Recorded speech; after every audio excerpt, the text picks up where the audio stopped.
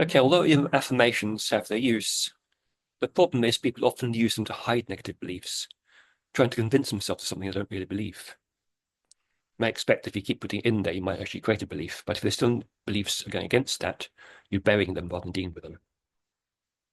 So you might, for instance, say, I'm rich when you're feeling really poor and nothing works for you. And you keep saying, I'm rich, and you don't deal with those other feelings underneath. They're still there in the unconscious, pushing back, creating more failure.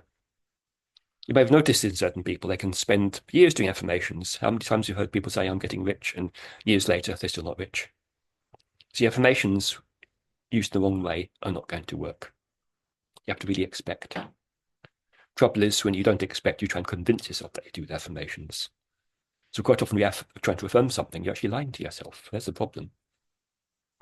Important thing is to actually deal with the negatives first rather than trying to bury them.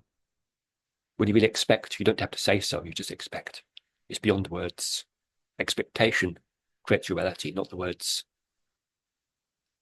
Trouble is when you keep affirming something, you bury that negative deeper. It goes more into the unconscious and becomes a law. What happens then when you fail? The apathy, the hopelessness builds up stronger, the expectation gets lower. So when you keep doing something that doesn't work, which is often what affirmations are doing, you can actually make the problem worse.